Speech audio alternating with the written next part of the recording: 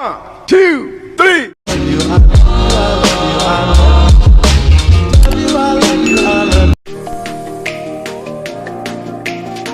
Assalamualaikum warahmatullahi wabarakatuh.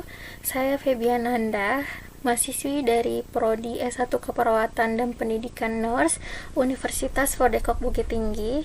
Kali ini saya akan mereview bab 1, bab 3, dan bab 4 proposal yang berjudul Hubungan Pengetahuan dan Sikap Nelayan terhadap Perilaku Bantuan Hidup Dasar pada Kejadian Tenggelam di Desa Semerap, Kerinci tahun 2021. Kita masuk pada bab 1, pendahuluannya. Berdasarkan fenomenanya, tenggelam merupakan masalah utama kesehatan masyarakat yang kerap dilupakan pada akhir tahun 1990. Sebagian besar kasus tenggelam terjadi di air, 90%-nya di air tawar seperti sungai, danau, kolam renang, dan 10%-nya itu hidup di laut. Berdasarkan hasil dari data investigasi kecelakaan pelayaran (KNKT) di Indonesia tahun 2017, bahwa kejadian kecelakaan di laut dari tahun 2018 hingga 2019 tercatat sebanyak 54 orang. Salah satu faktornya yang menyebabkan kecelakaan tersebut dikarenakan akibat pemuatan syarat kapal yang mengalami kelebihan. Kemudian, faktanya yang terjadi pada masyarakat yang berada di pesisir pantai, khususnya masyarakat yang bekerja sebagai nelayan, saat ada korban tenggelam biasanya hanya menunggu bantuan petugas kesehatan datang, tanpa memperhitungkan golden period atau periode emas. Kemudian, salah satu cara untuk meminimalisirkan jumlah korban meninggal akibat tenggelam di perairan adalah dengan mendapatkan pertolongan pertama, yaitu bantuan hidup dasar atau bisa kita sebut dengan BHD. Kemudian, berdasarkan hasil survei awal yang peneliti lakukan pada tanggal 10 Juli 2021 di Desa Semerap, masyarakat yang bertugas sebagai nelayan berjumlah 70 orang. Nelayan juga mengatakan tidak mengerti tentang bantuan hidup dasar atau BHD.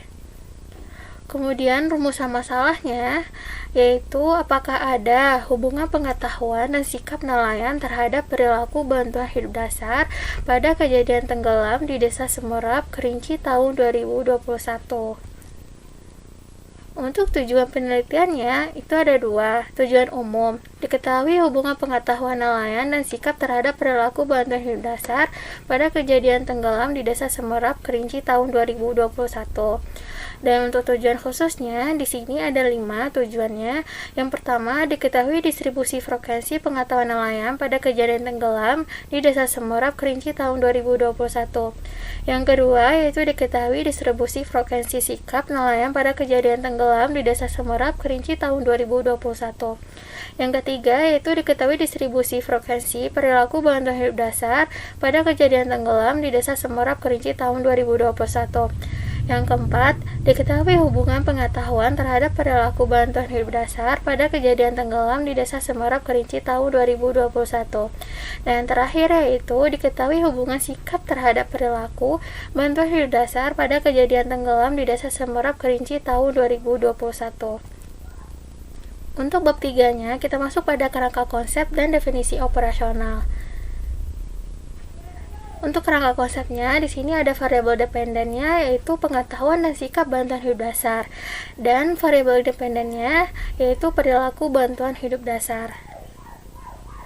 Untuk definisi operasional sendiri, di sini ada 3 variabelnya. Yang pertama, pengetahuan. Untuk DO-nya, segala sesuatu yang diketahui oleh nelayan dalam melakukan penanganan bantuan hidup dasar pada kejadian tenggelam. Untuk alat ukurnya, yaitu menggunakan kuesioner dengan cara ukur menggunakan angket, dan hasil ukurnya nantinya yaitu tinggi jika nilai rata-ratanya lebih dari, dan kemudian rendah jika nilai rata-ratanya kurang dari. Dan untuk skalanya kita menggunakan ordinal. Dan yang kedua yaitu variabelnya sikap. DO-nya sikap nelayan ketika melihat korban yang mengalami kejadian tenggelam. Kemudian alat ukurnya masih sama, itu menggunakan kuesioner. Cara ukurnya juga sama, itu menggunakan angket. Nah, hasil ukurnya baik jika nilai ratanya lebih dari dan kurang baik jika nilai rata-ratanya kurang dari. Untuk skalanya menggunakan ordinal. Dan yang ketiga yaitu perilaku. TO-nya respon atau tindakan nelayan ketika melihat korban yang mengalami kejadian tenggelam. Alat ukurnya masih sama, yaitu menggunakan kuesioner. Cara ukurnya itu menggunakan angket, dan hasil ukurnya nantinya baik jika nilainya lebih dari dan tidak baik jika nilainya kurang dari. Untuk skalanya kita menggunakan ordinal. Kemudian kita masuk pada hipotesa. Apa sih hipotesa dari judul yang saya ambil ini? Yaitu ada dua, HA dan HO. Yang HA-nya terdapat hubungan pengetahuan dan sikap terhadap perilaku bantuan hidup dasar pada kejadian tenggelam. Dan untuk H0-nya itu tidak terdapat hubungan pengetahuan dan sikap terhadap perilaku bantuan hidup dasar pada kejadian tenggelam. Kemudian kita masuk pada bab 4, yaitu metodologi penelitian. Yang pertama, kita menggunakan desain penelitian. Desain penelitian dalam proposal ini yaitu menggunakan cross-sectional. Yang kedua itu waktu dan tempatnya ketika dilakukan penelitian, yaitu pada bulan Agustus hingga bulan November 2021, yaitu berada di Desa Semerap, Kerinci. Kemudian untuk populasi dan sampelnya, populasinya saya sudah jelaskan tadi, yaitu 70 orang nelayan. Kemudian untuk sampelnya yaitu menggunakan stratified random sampling yang nantinya dilakukannya rumus untuk mengetahui berapa sih sampel pada proposal ini, pada penelitian ini, dan dapatlah dari 70 populasi tadi dan dapatlah hasilnya 41 orang. Jadi total untuk sampelnya itu adalah 41 responden. Dan untuk teknik pengumpulan datanya yaitu peneliti membagikan kuesioner kepada responden yang kebetulan berada di tempat penelitian saat dilakukannya peneliti. Kemudian untuk prosedur pengumpulan datanya itu pertama adanya surat pengantar dari lead bank untuk mengantarkan kepada wali kota, dan setelah disetujui oleh wali kota Sungai Penuh, Kerinci, dan kemudian dilakukannya untuk pengantar surat untuk ke kecamatan Keliling Danau yang khususnya untuk mengarah ke tempat penelitian yang peneliti lakukan. Kemudian setelah itu langsung mengantarkan ke kantor kepala desa Semerap untuk mengetahui berapa sih jumlah nelayan di desa Semerap. Kemudian setelah mendapatkan jumlahnya seperti yang sebelumnya saya jelaskan tadi, jumlahnya ada 70 populasi. Kemudian dapatlah hasilnya 41 responden. Kemudian kita melakukan informan konsen kepada responden, dan ini sesuai dengan kriteria inklusi dan eksklusinya. Kemudian setelah itu peneliti melakukan pengolahan data dengan menggunakan SPSS. Kemudian apa sih analisa data pada proposal ini? Analisis ada dua, yaitu analisis univariat dan bivariat.